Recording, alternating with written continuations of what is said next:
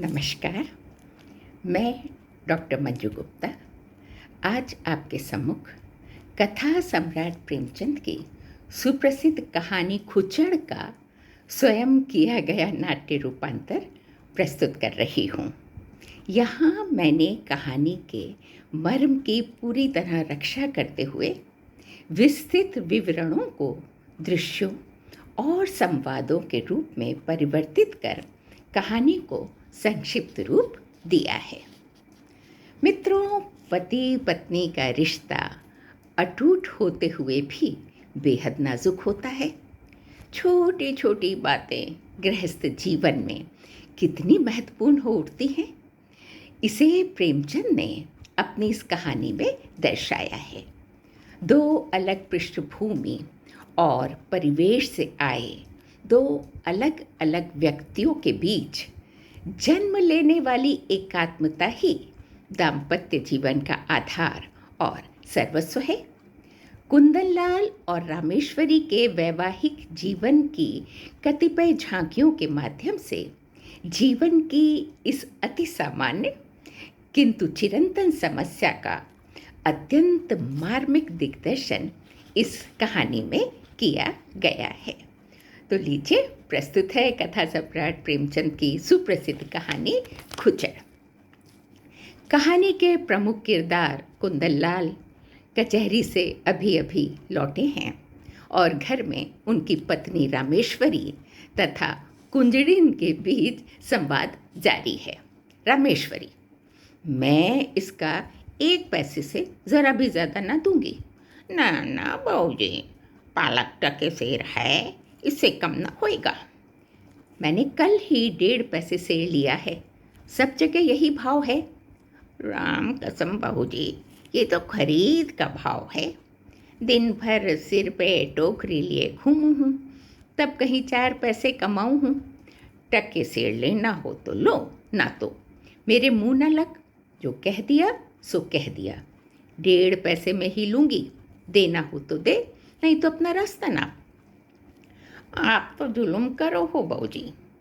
चलो, आ तुम्हारी ही सही, ले लो 1.5 पैसे सेर, पर दोबारा कभी इधर मुंह ना करूँगी। अरे अरे, ठीक से तोल, तेरी तो तराजू ही खराब है, दोनों पलरे तक बराबर नहीं, एक में पसंगा है। हाय हाय, क्या कहो हो बहू जी, सारा दिन सौदा बेचूं हूँ, किसी ने आज तक कभी शिकायत ना करी। बातें ना बना ज़्यादा, मुझे तुम लोगों की रग रग का पता है। हाँ, आ दिया सू दिया, अब कभी इस तरफ मुंह ना करूँगी, बाज आई ऐसे सौदेबाजी से। गरीब को तो जीने ही ना देंगे। और ये कहकर कुंजड़िन का प्रस्थान होता है और उसके जाने के बाद रामेश्वरी गिलास में पानी लाकर कुंदनलाल को देती है। तब कुंदनलाल फरमाते हैं, आज तो तुमने ज़रा सा साग लेने में पूरा आधा घंटा लगा दिया। इतनी देर में तो 1500 का सौदा हो जाता। ज़रा से साग के लिए इतने ठाएँ ठाएँ करते तुम्हारा सिर नहीं दुखता? पैसे मुफ्त में नहीं आते जी। ये तो ठीक है, लेकिन समय का भी तो कुछ मूल्य है। इतनी देर में तुमने बड़ी मुश्किल से 1 धेले की बचत की। कुंजड़िन ने भी दिल में कहा होगा, कहाँ की गवारिन है, अब शायद भूल कर भी इधर ना आए। तो फिर मुझसे तो ये नहीं हो सकता कि पैसे की जगह थैले का सौदा लेकर बैठ जाऊं। अरे भगवान, इतनी देर में तो तुमने कम से कम 20 पन्ने पढ़े होते। कल महरी से घंटों सिर मारा, परसों दूध वाले के साथ घंटों शास्त्रार्थ किया। जिंदगी क्या इन्हीं बातों में खर्च करने को दी गई है? मैं तो बहुत चाहती हूँ जी कि आपको प्रसन्न रखूँ, आपके इशारे पे चलूँ, पर रोज़ ही को ना कोई बात हो जाती है और आपको कहने का मौका मिल जाता है। देखो रामेश्वरी, हमारा विवाह हुए 3 महीने हो गए। तुम्हारे स्वभाव के ही कारण बड़ी बहन जी चली गई, नहीं तो सारा घर आराम से संभाल लेती थी। हाँ हाँ, सब दोष तो मुझी में हैं। मैं ही सबसे बेमतलब लड़ती रहती हूँ, और तो सब दूध के धुले हैं ना। आपकी हर बात मैं गांठ बांध लेकर रखती हूँ, और आपको प्रसन्न करने के लिए मैं क्या क्या नहीं करती। आप तो हमेशा मेरे पीछे पड़े रहते हैं। अगले दृश्य में कुंदनलाल लेटकर अखबार पढ़ रहे हैं कि अंदर से डंडा लेकर रामेश्वरी आती है। चल चल निकल, आज तुझे जीता ना छोड़ूंगी। सारा दूध पी गई और फिर डंडा फेंक कर बिल्ली को मारती है। जरा नजर बची नहीं कि कमबख्त पूरा दूध पी जाती है। हाय हाय हाय, क्या करती हो भगवान? क्या सचमुच मार ही डालोगी? तो इसने दूध क्यों पिया? इसे मारने से दूध मिल तो नहीं गया ना। जब कोई नुकसान कर देता है तो उस पर क्रोध आता ही है, लेकिन नहीं आना चाहिए। पशु के साथ आदमी भी क्यों पशु हो जाए? आदमी और पशु में इसके सिवा और अंतर ही क्या है? ज़रा सी बात पर आपने मुझे पशु तक कह दिया। मेरी जगह कोई भी होता तो बिल्ली के दूध पी जाने पर उसे मारता ही तो। तुमने कभी रामायण या गीता नहीं पढ़ी? आदमी को दयावान होना चाहिए, विचारवान होना चाहिए। अपने इसी विवेक के कारण ही तो वो मनुष्य कहलाता है। हाँ हाँ, मैं तो जाहिल हूँ, गंवार हूँ, मूर्खा हूँ। अक्ल तो सारी बस आपके हिस्से में आ गई है। ओम जय शिव शंभो। तेरा कल्याण हो माय, भगवान भला करें। शंभो शंभो। भीखे भिखारी को कुछ दे दो माई, कुछ दया करो माई। ए, भाग यहाँ से, हमें नहीं करनी कोई दया। भागो, जाने कहाँ कहाँ से चले आते हैं। भाग जा यहाँ से। ए, दुत्कारती क्यों हो? गरीब को यूं नहीं दुत्कारना चाहिए। दिन भर तांता लगा रहता है, कोई कहाँ तक दौड़े? सारा देश भिखमंगों से भर गया है। इसी देश में तुम भी बसती हो, भूल गई रामेश्वरी? लेकिन इतने भिखमंगे आ कहाँ से जाते हैं? और ये सब कोई काम क्यों नहीं करते? कोई आदमी इतना नीच नहीं होता जो काम करने पर भीख मांगे। सरकार इनके अनाथालय क्यों नहीं खुलवाती? जब स्वराज हो जाएगा तब शायद खुल जाए। अभी तो कोई आशा नहीं है, मगर स्वराज्य भी धर्म से ही आएगा। लाखों साधु सन्यासी पंडे पुजारी मुफ्त का माल उड़ाते हैं। क्या इतना धर्म काफ़ी नहीं है? अगर इस धर्म से स्वराज्य मिलता तो कब का मिल चुका होता। इसी धर्म का प्रसाद है कि हिंदू जाति अभी तक जीवित है, नहीं तो कब की रसातल पहुंच चुकी होती। आप समझते होंगे कि हिंदू जाति जीवित है, मैं तो उसे उसी दिन से मरा हुआ समझती हूँ जिस दिन से वो अधीन हो गई। जीवन स्वाधीनता का नाम है, गुलामी तो मौत है। ओ, क्या व्यर्थ का विवाद करती हो? लजाती तो हो नहीं और ऊपर से बक बक करती हो। पैर पटक कर कुंदनलाल बाहर जाते हैं और थोड़ी देर चुप रहकर रामेश्वरी भी अंदर जाती है। और फिर एक दिन बड़बड़ाते हुए रामेश्वरी प्रवेश करती है। अगर दोस्तों को दावत करनी थी तो खाना बनवाने का कोई प्रबंध क्यों नहीं किया? मैं क्या किसी की लौंडी हूँ? कम से कम एक बार मुझसे पूछ तो लेते दावत करने से पहले कि मैं संभाल भी सकूंगी या नहीं। बस मुनीम जी से आदेश भेज दिया। सारा दिन हो गया मरते मरते। अब जब सब खाकर जा चुके हैं तो मुंह फुलाए बैठे हैं मेरी बला से। लेकिन भगवान अब खा क्यों नहीं लेते? मैं भी चौका समेटूं। क्या खा लूं?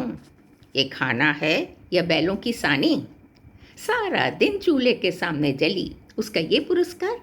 मुझसे जैसा हो सका बनाया, और जो बात मेरे बस में नहीं उसके लिए क्या करती। पूड़ियाँ सबकी सब सेवड़ी हैं, होंगी। कचौड़ी में इतना नमक था कि किसी ने छुआ तक नहीं होगा। हलवा अच्छी तरह भुना नहीं, कचैन आ रही थी। आती होगी। शोरबा इतना पतला था जैसे चाय, स्त्री का पहला धर्म ये है कि वो रसोई के काम में चतुर हो। सब धर्म स्त्रियों के ही हैं या पुरुषों का भी कोई धर्म है? कुछ आता जाता तो तुम्हें है नहीं और ऊपर से ज़बान चलाती हो। क्यों जी, आप मेरे पति हैं या धर्मोपदेशक? जब देखो तब उपदेश ही देते रहते हैं। और इस तरह रामेश्वरी और कुंदनलाल दोनों का प्रस्थान होता है। और फिर एक दिन कुंदनलाल टहलते टहलते मन ही मन सोच रहे हैं। 1 हफ्ता गुजर गया, पर ये महाशय तो टलने का नाम ही नहीं लेते। आओ भगत में कोई कमी होती तो शायद इन्हें कुछ चिंता होती, पर रामेश्वरी तो इनकी सेवा सत्कार में जी जान से लगी है। फिर भला ये काहे को टलने लगे? तभी रामेश्वरी प्रवेश करती है। कुंदनलाल, तुमने ये बुरा रोग पाला है रामेश्वरी। कैसा रोग जी? इन्हें टहला क्यों नहीं देती? मेरा क्या बिगाड़ रहे हैं? कम से कम 1 रुपया रोज़ की चपत दे रहे हैं, और अगर यही खातिरदारी रही तो शायद जीते जी टलेंगे भी नहीं। मुझसे तो ये नहीं हो सकता कि कोई 2-4 दिन के लिए आ जाए तो उसके सिर हो जाऊं। जब तक उनकी इच्छा है रहें। ऐसे मुफ्त खोरों का सत्कार करना पाप है रामेश्वरी, पाप। मैं तो उन्हें बुलाने नहीं गई थी। आप ही ने कहा था कि दूर के रिश्तेदार हैं, अच्छी तरह खातिर करूं। और अब आप ही। कुपात्र और सुपात्र का विचार तो कर लेना चाहिए।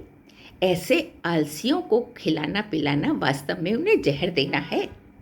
अगर ये हजरत महीने भर भी यहाँ रह गए तो फिर जिंदगी के लिए बेकार हो जाएंगे।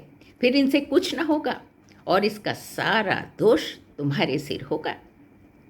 हाँ, क्यों नहीं, दोष तो सारे मेरे ही होते हैं। मैं चाहे आपके लिए जान भी दे दूं, आप कभी संतुष्ट नहीं हो सकते। आपके भाषण सुनने के लिए ही तो हमारी शादी हुई है। और दोनों का प्रस्थान।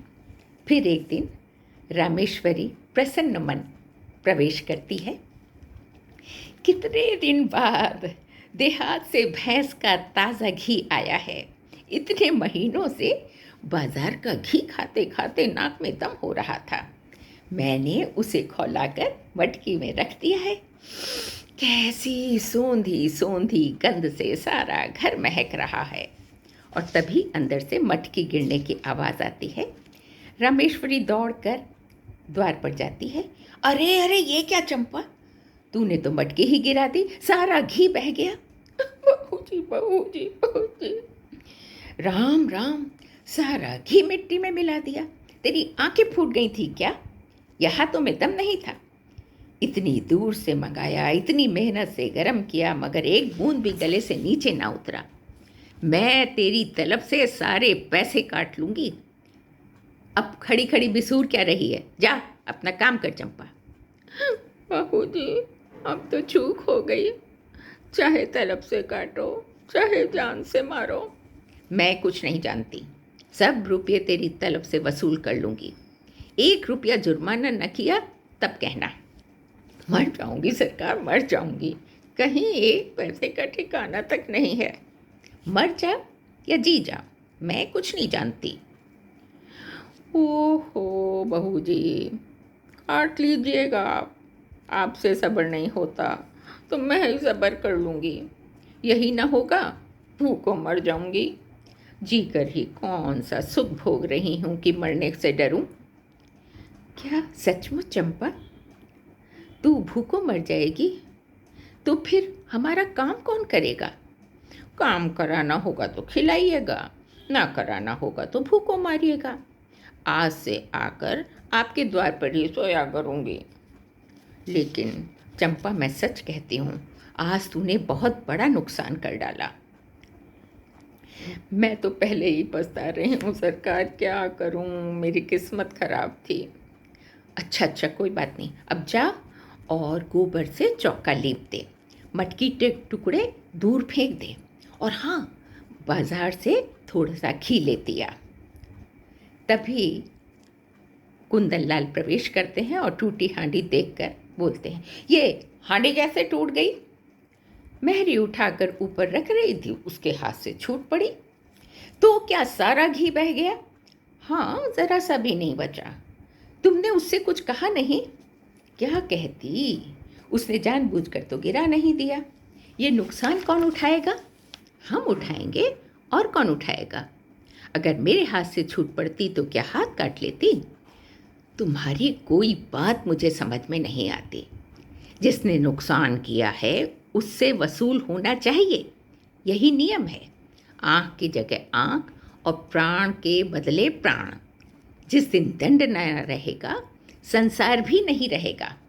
लेकिन लेकिन मैंने तो चंपा को क्षमा कर दिया है। लेकिन मैं क्षमा नहीं कर सकता। इस बार जाने दीजिए ना, गलती इंसान से ही होती है, क्षमा कर दो। बहुत गरीब है बेचारी, बहुत गरीब। गरीब है तो मैं क्या करूं? मालूम है, पैसे कोई पेड़ में नहीं लगते। दिन भर खपना पड़े तो पता चले। आराम से बैठे बैठे खाने को मिलता है, इसीलिए धर्मात्मा बनने की सूची है। लेकिन लेकिन वेकिन कुछ नहीं, पैसे तो इसे भरने ही पड़ेंगे। तभी चंपा अंदर से आके हाथ जोड़कर कहती है, बापूजी, कसूर तो अब हो ही गया। आप सब रुपये मेरी तलब से काट लेना। रुपये हैं नहीं मेरे पास, नहीं तो अभी लाकर आपके हाथ में रख देती। ए चंपा, जा भाग यहाँ से। तू यहाँ क्या करने आई है? बड़ी आई रुपये की निकाली। तुम क्यों उसकी वकालत कर रही हो? ये मोटी सी बात है, और इसे बच्चा भी समझता है कि जो नुकसान करता है उसका दंड उसे भोगना पड़ता है। मैं क्यों 5 रुपये का नुकसान सहूँ? क्यों नहीं इसने मटके को संभाल कर पकड़ा? ये साफ साफ इसकी लापरवाही है। और ये कहते हुए कुंदन लाल बाहर चले जाते हैं। रामेश्वरी, डांटना ही था तो कमरे में बुलाकर एकांत में डांटते, पर इन्हें क्या, मैरी के सामने ही शुरू हो गए। मेरी तो समझ में नहीं आता कि किस स्वभाव के आदमी हैं। आज एक बात कहते हैं, कल उसी को काटते हैं। जैसे झक्की हो झक्की।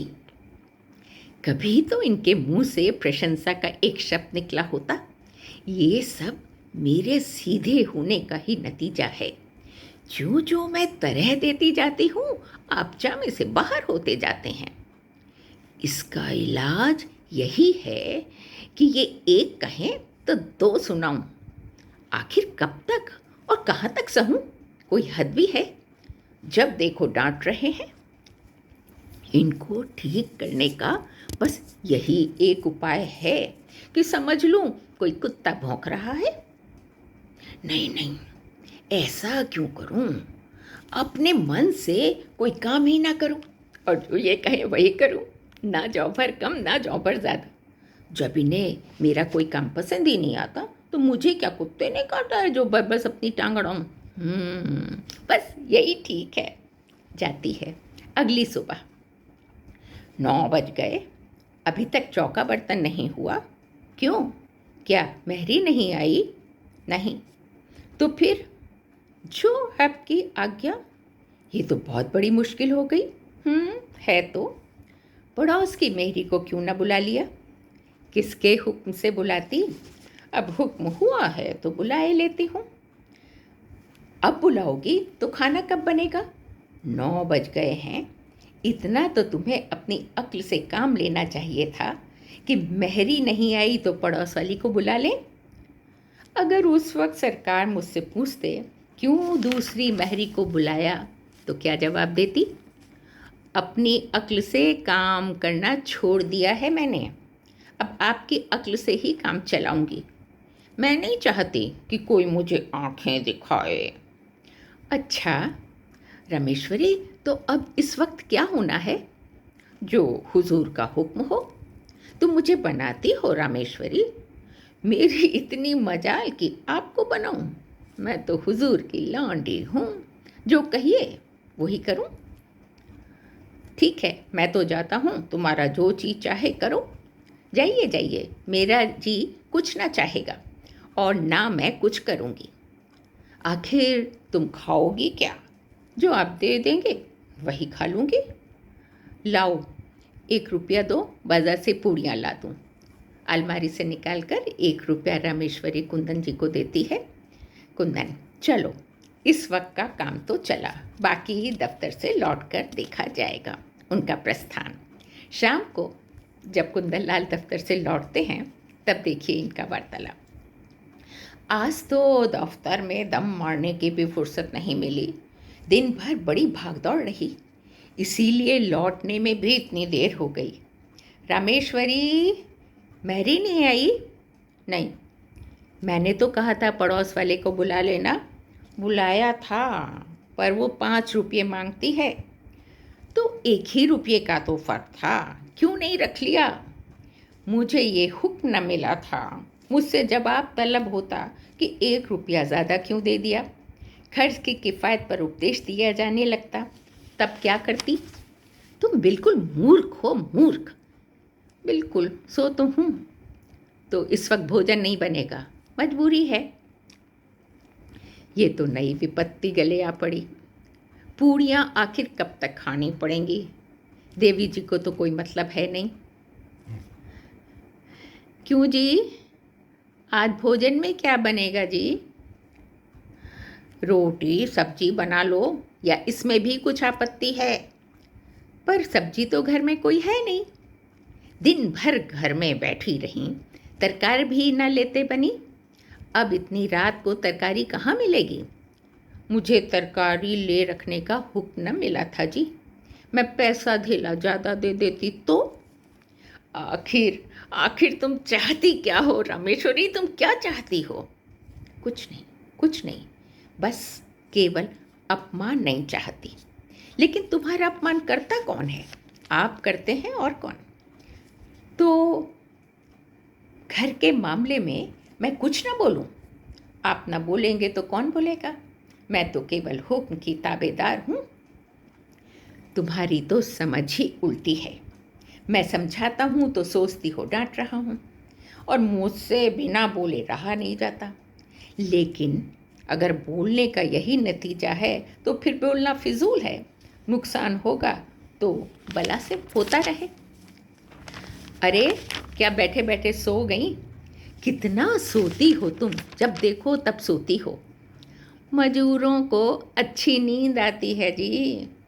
चिढ़ाओ मत। चलो जाके महरी से कह देना अब उससे कोई पैसे वसूल नहीं होंगे, और उसे खबर भेज देना कल से काम पर आ जाए। मालूम हो जाएगा तो आ जाएगी ना? ठीक है, कहला दूंगी। और आज से मैं कान पकड़ता हूँ रामेश्वरी, तुम्हारे बीच में न बोलूँगा। और जो मैं घर लुटा दूँ तो लुटा दो, चाहे मिटा दो, मगर रूठो मत जाने मन, रूठो मत रामेश्वरी। अगर तुम किसी बात में सलाह पूछोगी तो मैं दे दूँगा, वरना मुंह ना खोलूँगा। सच कहता हूँ, मुंह ना खोलूँगा। देखो जी, मुझे और कोई शिकायत नहीं, पर मैं अपमान नहीं सह सकती। कह तो दिया भगवान, इस पर क्षमा करो। आगे जो कभी। सच्चे दिल से कहते हो जी, सच्चे दिल से मेरी रानी, सच्चे दिल से। और ये कहकर दोनों गले मिलते हैं। धन्यवाद।